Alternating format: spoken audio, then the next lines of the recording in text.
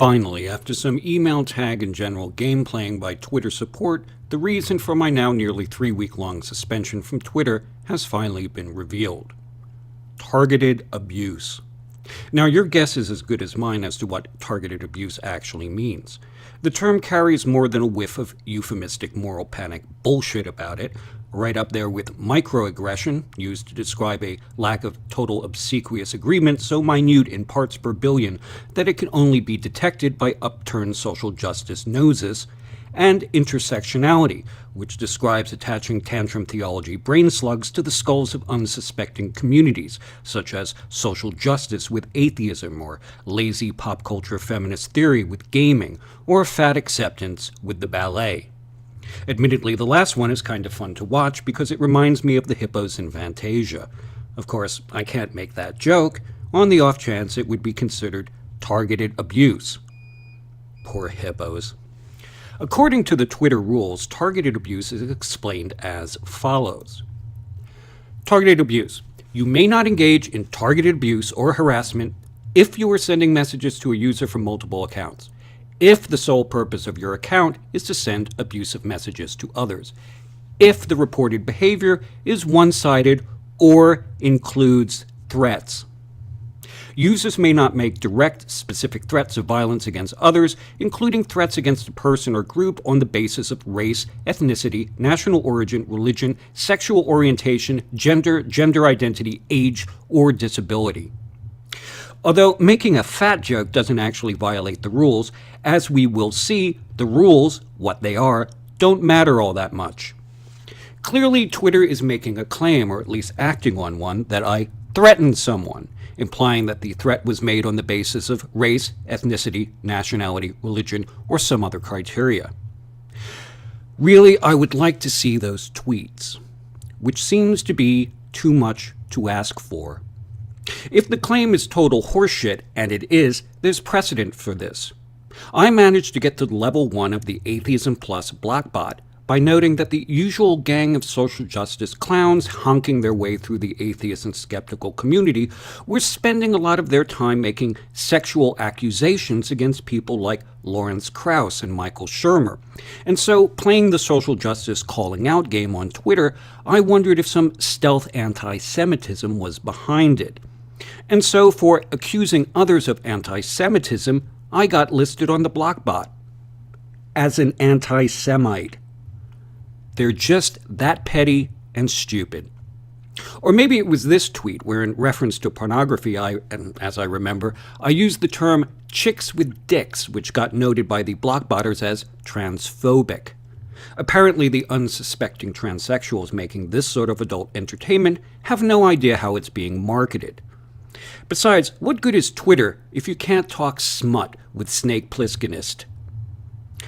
And as we know from Thunderfoot's experience, these self-appointed censors are running a vast incestuous circle jerk, with back-channel discussions of who to target and how, which aspires to be as sophisticated as the collusion practiced by gaming journalists. So from there I made an appearance in surly Amy Roth's A Woman's Room Online installation. My crime? Referring to someone as an attention whore. Like Rebecca Watson's Page of Hate and the terror tweets directed at Anita Sarkeesian, the bulk of the comments aren't actually harassing or threatening, and represent the give and take one would expect in a free-flowing discussion filled with people of various opinions and levels of social grace. The people who claim they are receiving harassing communications aren't getting anything much worse than what they're giving, but tend to excuse their own abusive, belittling crap as ennobled punching up. More evidence that what is said is not nearly as important as who is saying it. I also expect that targeted abuse is like contempt of cop, or disturbing the peace, or interfering with an investigation, an all-purpose rationalization that is deployed when they can't get you on anything else and they don't like your attitude. Admittedly, my attitude, honed as it is by sifting through one form of bullshit or another for most of my adult life, absolutely sucks. Also, just to be completely pedantic about the whole thing, I assume that all abuse has a target, unless you believe there are random drive-by abusings. Then again, that wouldn't be much of a stretch for those who promote the existence of Twitter-induced post-traumatic stress disorder and practice both the doctrine of uncharitable interpretations and the higher truth of just making shit up. Although Twitter was able to rouse themselves from the sleep of the truly self-righteous to tell me the label they slapped on my Twitter suspension, they rolled over and went back to sleep before they could give me an example of my targeted abuse, much less who it was targeted at. The way I figure things are, it might be that Twitter doesn't even know. Bad enough that Twitter might have been fed a line of bullshit that I was an anti-Semite from a deluded, unreliable narrator and pathological liar operating the blockbot, or bought into the disagreement is harassment and mockery is abuse mantra coming from Roth, Watson, Sarkeesian, and others. Worse is that they seem to have put in place a system where organized mendacity can be fast-tracked without much oversight or accountability. Although I was aware of the lesser mass flagging campaigns carried out by the semi-competents affiliated with Atheism Plus, Free Thought Blogs, Skeptic, and the Center for Inquiry, I was not aware, and you can take this as evidence of utter cluelessness, that women, action, and the media was a thing. Going by the Adam West Batman-sounding acronym WAM, complete with a childish cartoon superhero theme that lacks the gravitas of, say, some lemur-eyed cow-skulled guy, this organization seems to have taken every bad tendency of fashion victim feminism and turned it into a mission statement. Someone pointed me to a two-part piece by Andrew Sullivan at The Dish that makes what WAM is and their relationship to Twitter all too clear. Linked in the description bar is his article, The SJWs Now Get to Police Speech on Twitter, and the follow-up. Of interest to me is the second part, where I'm mentioned by name as one of the group of people, along with Breitbart's Milo Yiannopoulos and a Voice for Men's Janet Bloomfeld, who had their accounts suspended shortly after Wham took power by partnering with Twitter to fast-track the same old dishonest harassment claims. Now, Sullivan is quoting here, "Gone are the accounts of my guru, a critic of feminism within the atheist skeptic movement, as well as Janet Bloomfeld, social media director of A Voice for Men. Their accounts also disappeared in the past 3 days. Thunderfoot, another prominent critic of feminism within the skeptic movement, had his account suspended for close to a month. None of these accounts were abusive or harassing. The only thing they had in common was that they were all critics of feminism."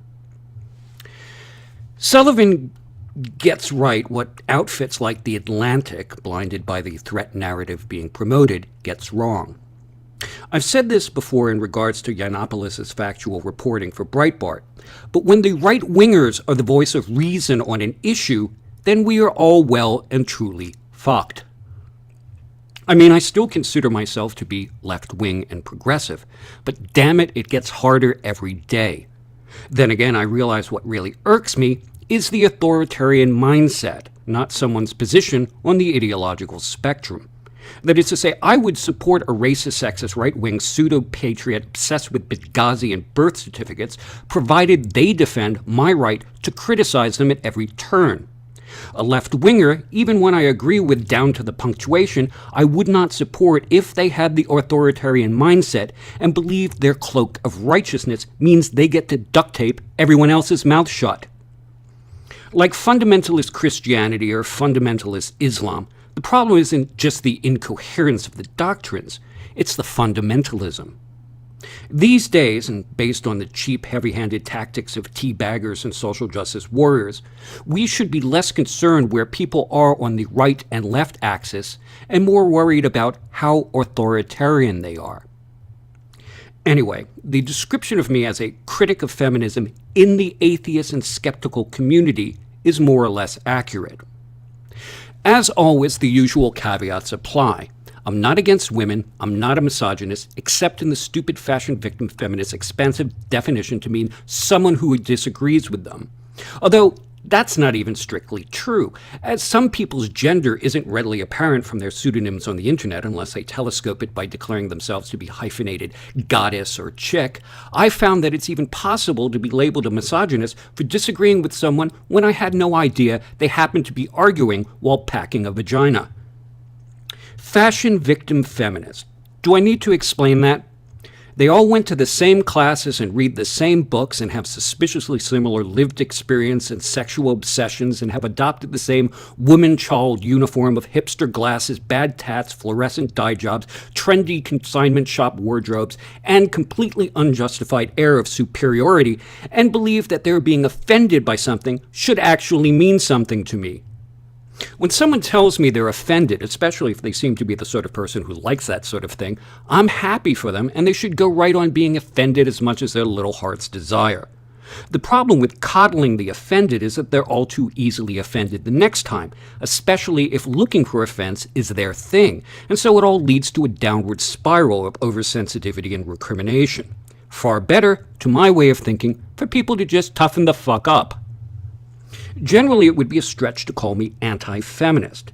Back in the day being the mid-'80s, I even took women's studies classes as part of my liberal studies program and didn't have a huge problem with what was studied. One difference there was that the classes were taught within the philosophy department by a woman who was a philosopher and advocate of critical reasoning first, and her agenda, if she had one at all, was an also-ran. When that professor said she was having a discussion, she actually meant it. Hers wasn't the dogmatic shaming and silencing form of feminism that seems to be the norm today, the kind that tolerates no disagreement, no inconvenient facts, and is pathologically dishonest when it comes to silencing all criticism. I don't like the term feminism, and I shy away from adopting men's rights, when what both profess to believe is already subsumed by the term egalitarian. Although I have been known to adopt the term equity feminist just to piss the inequitable fashion victim feminists off. I think the foundational documents of historical feminism should be required reading.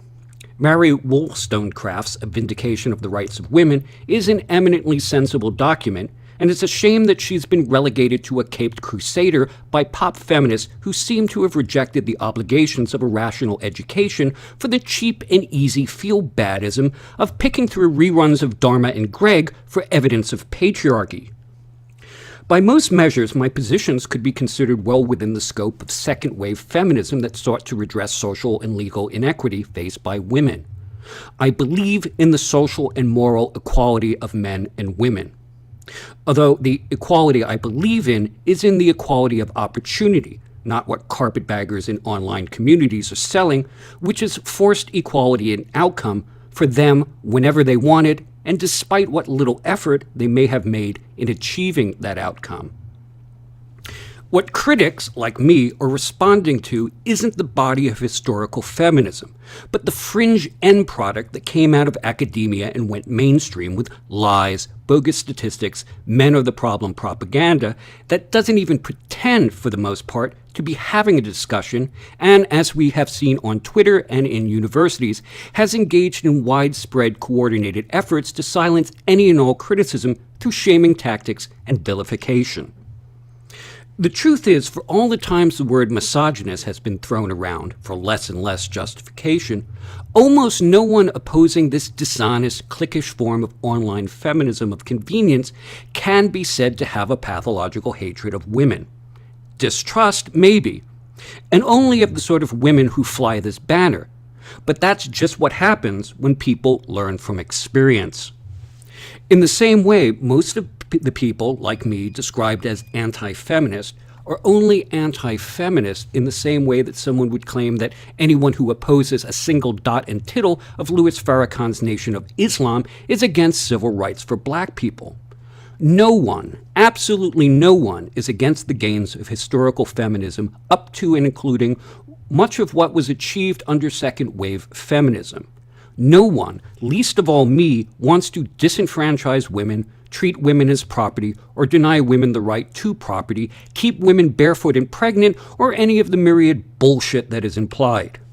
What most people like me object to isn't equality for women, but the cynical bait and switch practiced by fashion victim feminists, and the perverse sexual obsessions of confused 20-something hipster chicks, and the fat old broads who lead them, and goddammit, the lying. It's the demented third-wave victim feminism that treats rights and responsibilities as a Chinese takeout where women, or whatever self-identified aggrieved group, gets to pick everything from column A rights and continues to pawn off that column B responsibilities on men. Hell, I'm all for shaking up gender norms, but only where it's fair and equitable. Men should not be expected to fulfill a cherry-picked laundry list of traditional male obligations while at the same time having new and mostly vague and harmful demands placed on them while gaining absolutely nothing in the process. Most men, and non-fashion feminist women for that matter, don't want to go back to traditional gender norms. They're pissed off by them. And they're pissed off that this sort of facile pop culture feminism, in a completely underhanded way, actually enforces them. Although these sort of fashion victim feminists love to portray those who support men's rights as some sort of backsliding trogs who are against equity, rather the underlying complaint of men's rights isn't against fairness or equality. They're just wondering when men benefit from it too. Men's rights is the radical notion that men are human beings and a real man isn't defined by what he can do for women, and especially not what he can do for hateful and ungrateful mercenary online fashion victim feminists. What's more, I'm particularly class conscious, something white, middle-class, educated, white-collar, fashionable feminists don't like to talk about. I'm the son of an electrician from Brooklyn and a secretary from Inverness, Scotland. The men in my family worked as street vendors, florists, and broom pushers. Most men are just scraping by, so they can't just hand over the awesome power of the male hegemony because they don't have it. And that poor and working class men, to these privileged, entitled feminists, are seen as rapists and catcallers or just plain invisible, pisses me off no end. Really, pay attention to the way these political gold diggers treat poor and working class men and men of color as either something to be scraped off their expensive shoes or pawns to be used to convince those men with perceived power, the only men they actually see, to give them what they want. This isn't about women. It's not even for the most part about supporting or reversing the historical gains of women's rights. It's about a particular, narrowly focused ideology seeking a free pass for its membership, enforcing rigid groupthink, and severely punishing anything but reflexive appeasement to its ever-shifting and often incoherent and contradictory demands. And it's from these folks that we get, in response to any and all criticism, that the critic is anti-women or a misogynist or some variation of the threat narrative whereby they win arguments by default because they felt personally threatened by being exposed to facts and common sense and unapproved lived experience. Not only is it a stupid, obvious, manipulative game, but it basically proves every sexist stereotype about women being irrational and emotional. But again, fortunately, it's not all women, but some women. And the conceit that they adopt that they are spokespersons for a gender doesn't change that. All political ideologies pull that stupid move, which is why the most narrowly focused grievance politics-driven single-issue Tea Party douchebag thinks he's the only real American. Why in fuck's name do I have to explain this? I'm a critic of and in the atheist and skeptical community, and so I'm a critic of feminism as it exists in the atheist and skeptical community. That is, I'm less a critic of feminism in theory and in larger spheres. Mostly what interests me is how it cashes in the online world when a group of people identifying themselves as feminists enter communities, begin insulting the membership, issuing demands, and letting loose draconian measures to enforce compliance, and being positively ruthless, even psychopathic, when it comes to silencing any and all criticism. It's stupid and it's obvious. People react badly to fashion victim academic feminism not because it's shaken up anyone's world or challenged any assumptions. It's because these sort of feminists have betrayed everyone's best intentions. Pointing out these distinctions is almost entirely pointless, though. It's irrelevant to the game these people are playing. where rather than respond to actual criticism or rather than have a discussion, these fashion victim feminists pretend they are harassed and under attack and use underhanded manipulative tactics to misrepresent and silence other opinions. And Wham shows exactly how this works in regard to Twitter. Apparently, Wham has instituted a fast-track harassment reporting system. You go into their site, fill out the standard butthurt report form, and funneled through Wham, the claim of harassment skips right to the head of the line. This is apparently what happened with the mass suspension immediately following Wham partnering with Twitter. After reading Sullivan's two-part piece, I came across an article in The Atlantic. The article itself is nothing special or even very good journalism, in that it starts by summarizing the established threat narrative. Here I quote, "Is the internet a safe space for women? It's a huge question, yet more and more the answer seems to be a clear no. Last month, online abusers drove female video game critics and developers out of their homes with violent threats. One critic's public event had to be canceled because of a promise of mass shootings. And a new Pew study put the harassment in statistically sharper terms. 25% of young women had been sexually harassed online, and 26% have been stalked." That threat narrative is something the casual reader would skim through and accept without question and without knowing who they are referring to are arch-unreliable narrators Brianna Wu and Anita Sarkeesian. They also don't report that the threat against Sarkeesian was found to be not credible. And having done this myself, if you run the text of the threat through linguistic forensic text analyzers, it's more than likely it was written by a woman. It contains humble bragging language such as, "Anita Sarkeesian is everything wrong with the feminist woman," and mentions Mark Lapine, a spree shooter from the late 1980s who has dropped off everyone's radar except for Canadian-based social justice warriors like Sarkeesian. None of that sort of analysis done with online analyzers and layperson opinion should be considered a conclusion, but what it suggests is more than a little interesting and should be a starting point for investigation.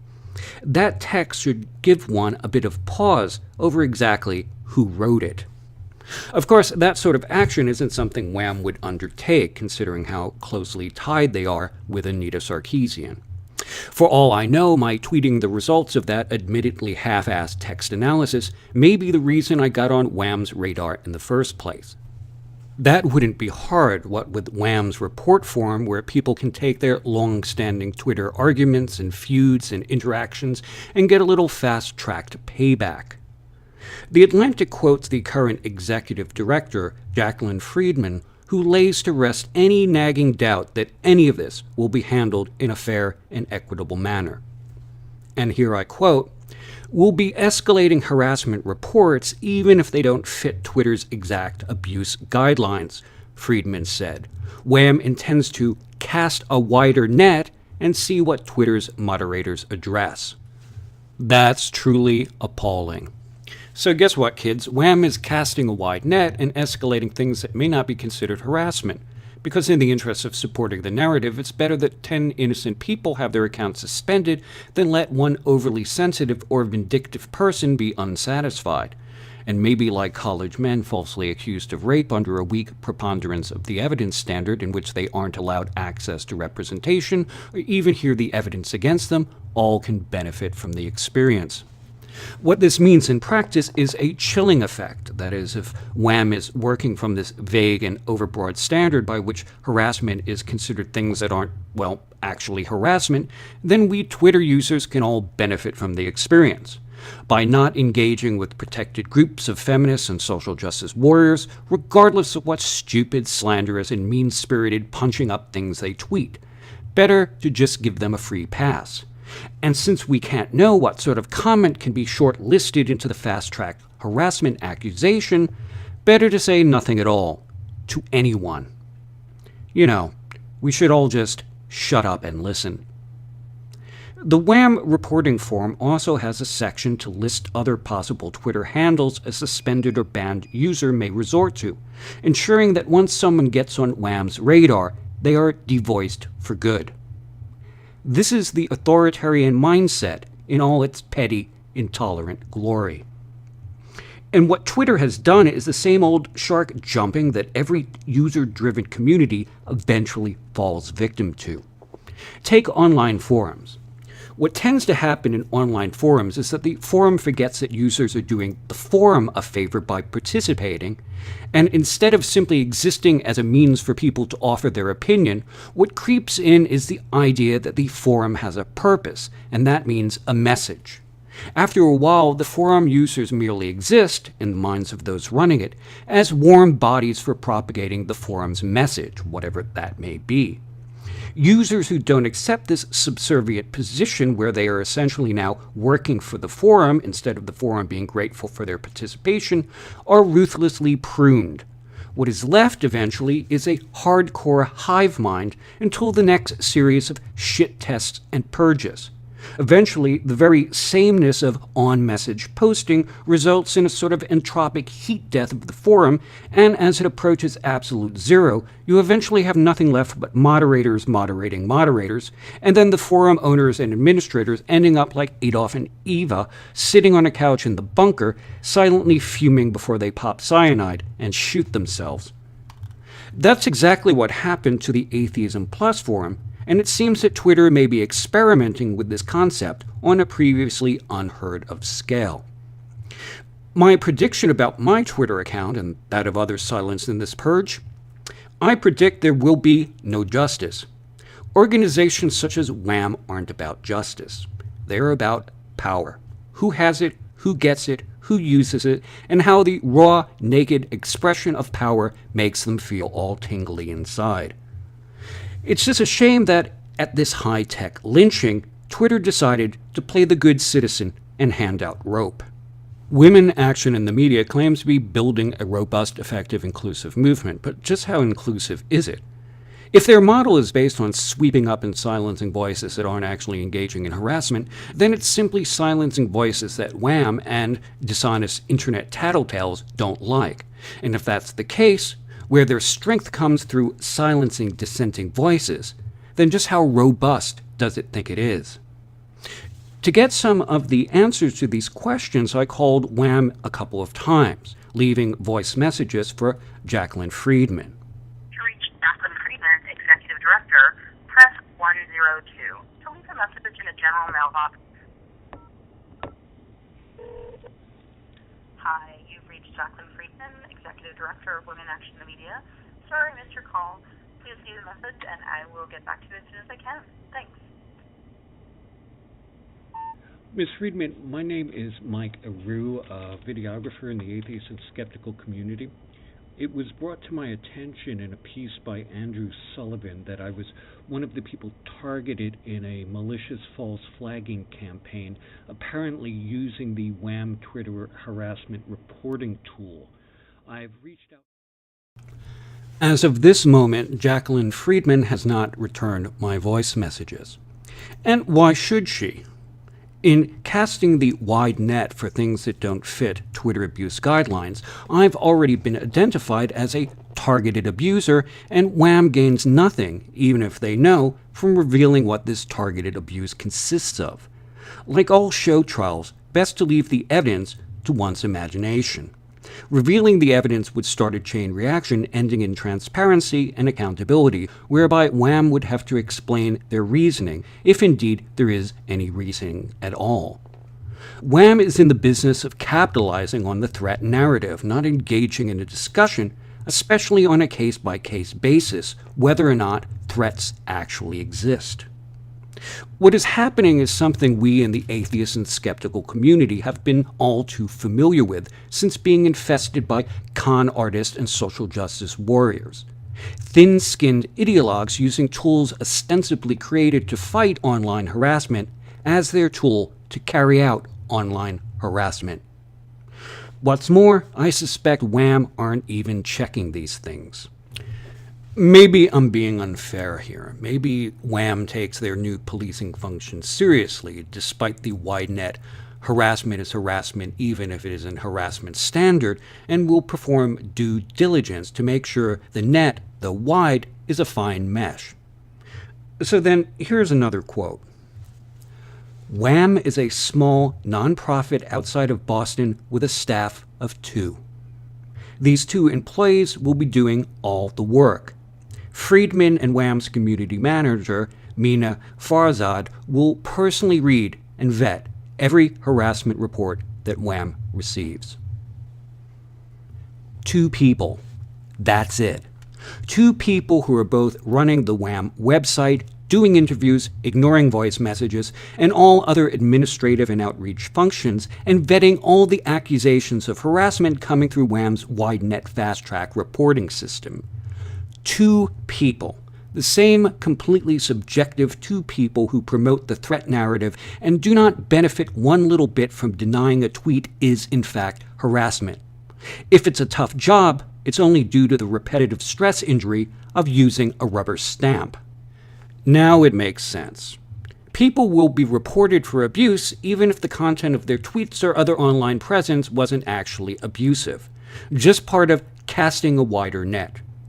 A small price to pay in silencing the wrong sort of people, like me, provided the right sort of people have the illusion of security and, more importantly, a tool to do an end run around all that messy discussion and arguing and actually backing things up with facts and common sense.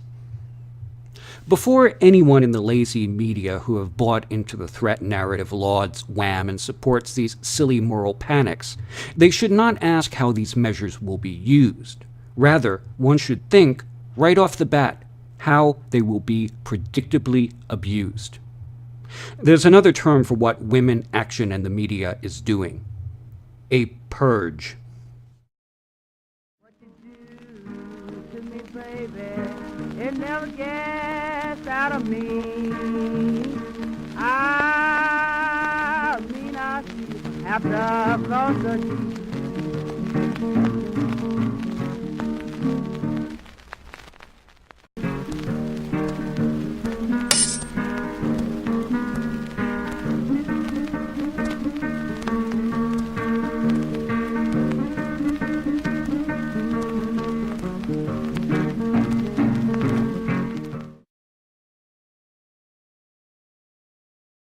Finally, after some email tag and general game playing by Twitter support, the reason for my now nearly 3-week-long suspension from Twitter has finally been revealed.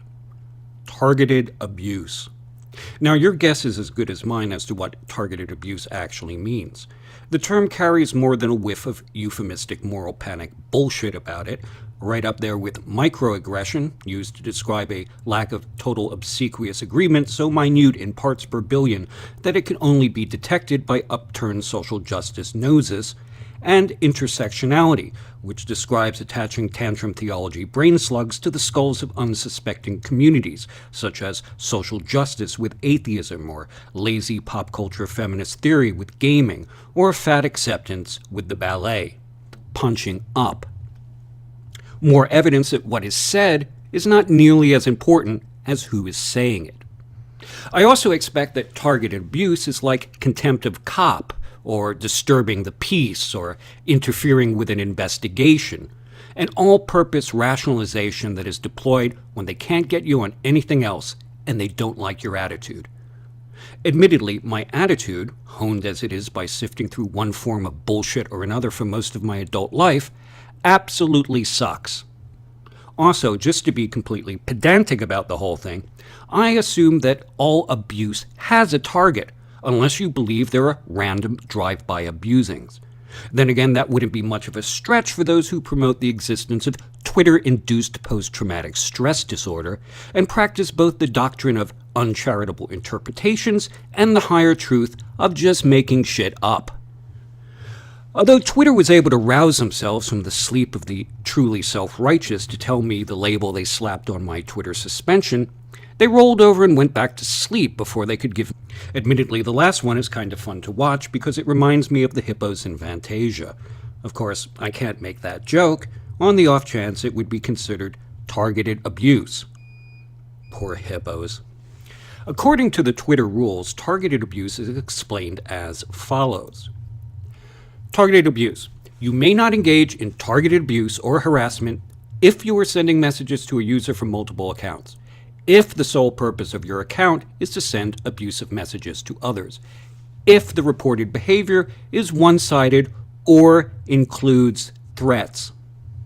Users may not make direct, specific threats of violence against others, including threats against a person or group on the basis of race, ethnicity, national origin, religion, sexual orientation, gender identity, age, or disability. Although making a fat joke doesn't actually violate the rules, as we will see, the rules, what they are, don't matter all that much. Clearly, Twitter is making a claim, or at least acting on one, that I threatened someone, implying that the threat was made on the basis of race, ethnicity, nationality, religion, or some other criteria. Really, I would like to see those tweets, which seems to be too much to ask for. If the claim is total horseshit, and it is, there's precedent for this. I managed to get to level 1 of the Atheism Plus Blockbot by noting that the usual gang of social justice clowns honking their way through the atheist and skeptical community were spending a lot of their time making sexual accusations against people like Lawrence Krauss and Michael Shermer. And so, playing the social justice calling out game on Twitter, I wondered if some stealth anti-Semitism was behind it. And so, for accusing others of anti-Semitism, I got listed on the Blockbot as an anti-Semite.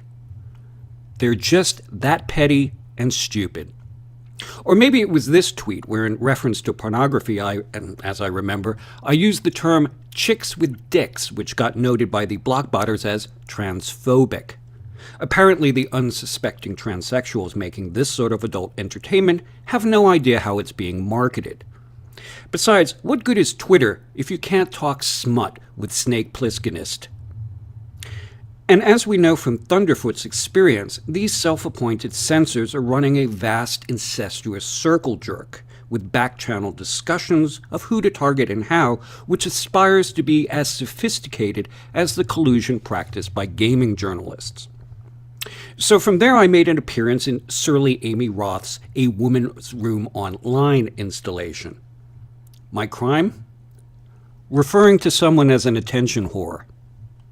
Like Rebecca Watson's Page of Hate and the terror tweets directed at Anita Sarkeesian, the bulk of the comments aren't actually harassing or threatening, and represent the give and take one would expect in a free-flowing discussion filled with people of various opinions and levels of social grace.